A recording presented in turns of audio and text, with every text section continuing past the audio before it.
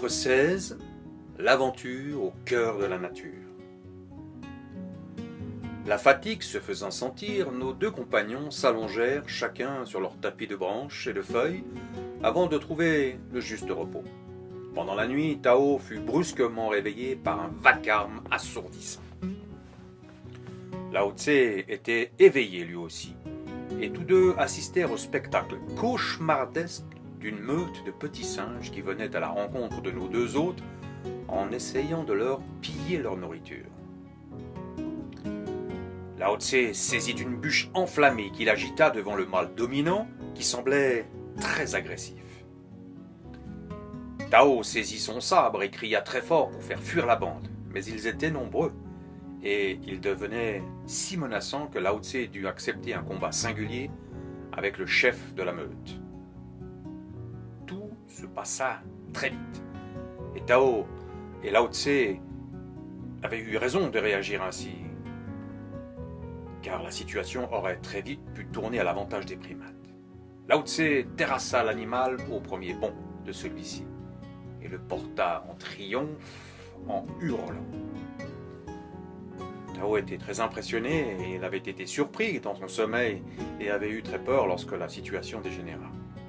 « Comment avez-vous fait cela ?» demanda Tao. « Ce soir, je découvre quelque chose de complètement neuf.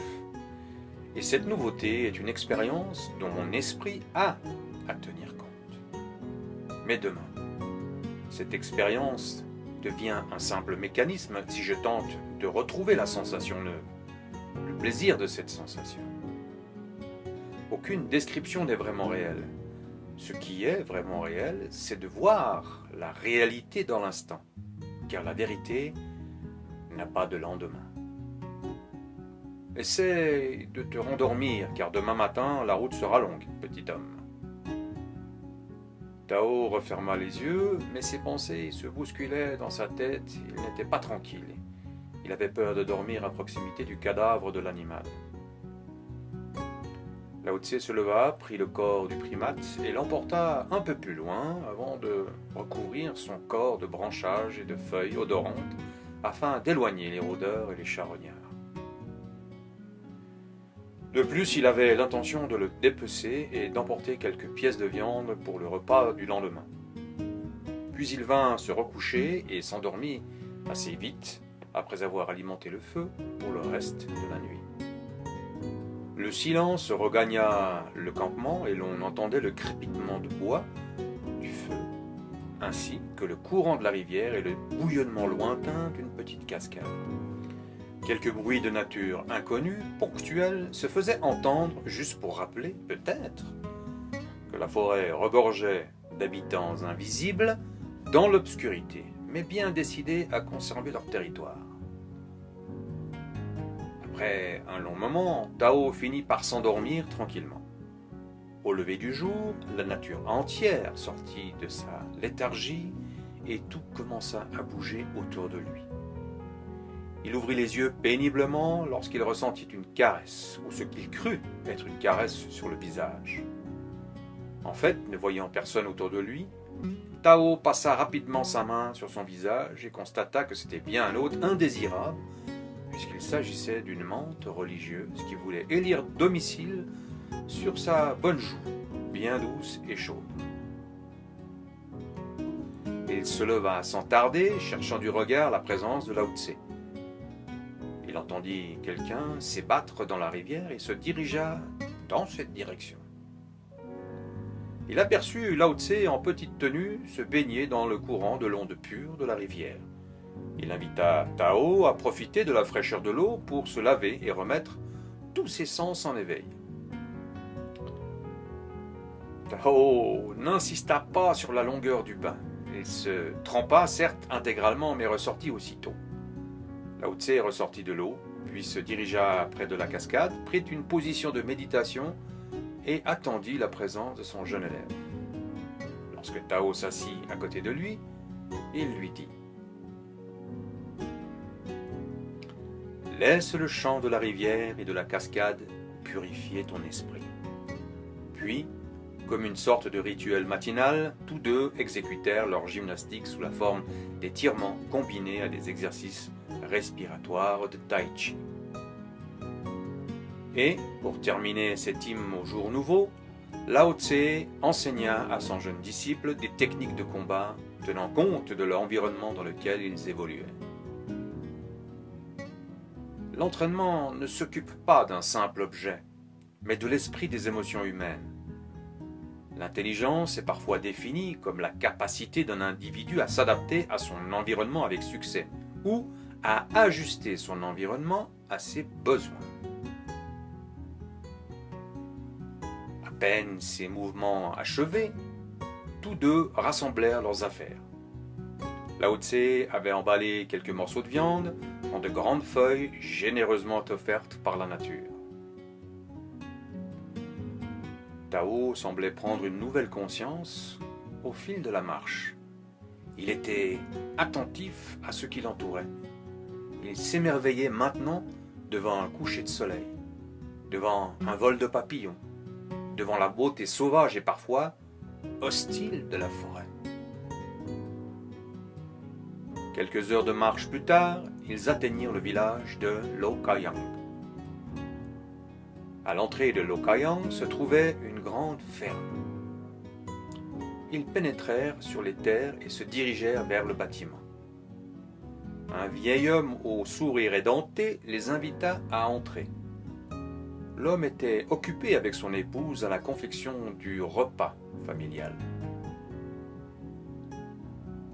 Le vieil homme leur proposa l'hospitalité de sa table et leur indiqua la grange pour la nuit. Tao se vit offrir ensuite un bol de lait de chèvre. Après avoir longuement parlé, Lao Tse et Tao prirent congé et s'en allèrent dormir dans la grange. Au petit matin, le paysan leur apporta du thé chaud et quelques galettes de riz. Lao Tse et Tao, en remerciement, offrirent leur service pour ranger le tas de bois et de branchages destinés à la cheminée de la ferme. Ce travail terminé, ils repartirent dans la forêt avec, dans leur musette, quelques surprises gourmandes qu'avait préparées la paysanne avec beaucoup de gentillesse. C'est en traversant de larges plaines et à l'issue d'une marche longue et éprouvante que leur chemin les guida au bord du lac Tianlongtsin, où ils établirent le nouveau campement pour la nuit.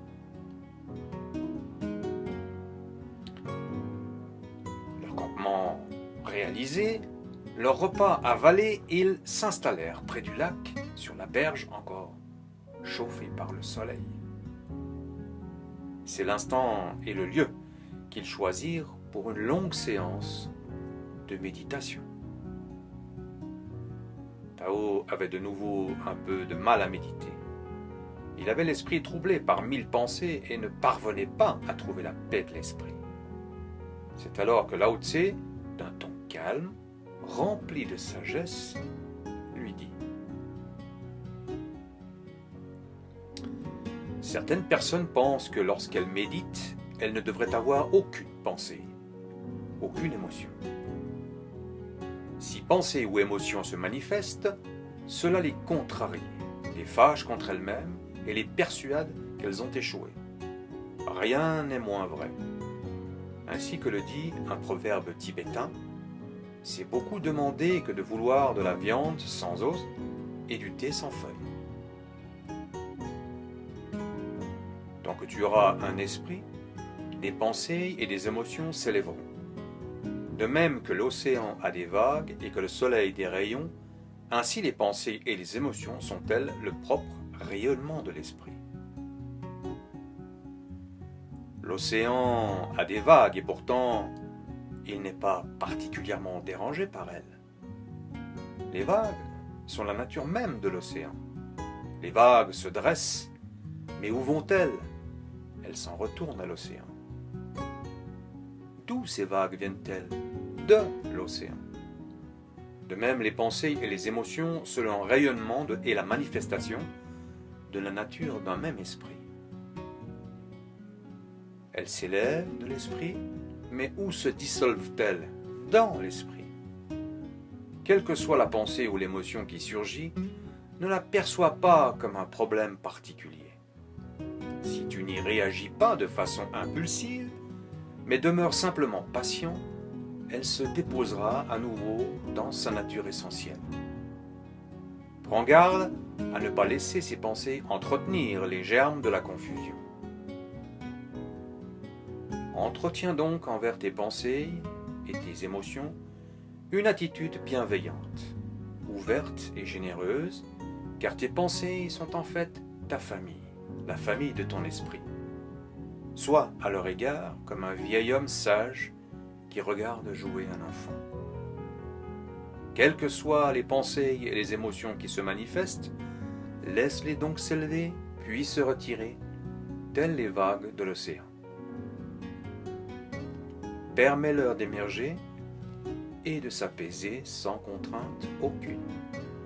Ne t'attache pas à elles, ne les alimente pas, ne t'y complais pas, n'essaie pas de les solidifier. Ne poursuis pas les pensées, ne les sollicite pas non plus, sois semblable à l'océan, contemplant ses propres vagues ou au ciel, observant les nuages qui le traversent. Tu t'apercevras vite que les pensées sont comme le vent. Elles viennent, puis elles s'en vont. Le secret n'est pas de penser aux pensées, mais de les laisser traverser ton esprit, tout en gardant celui-ci libre.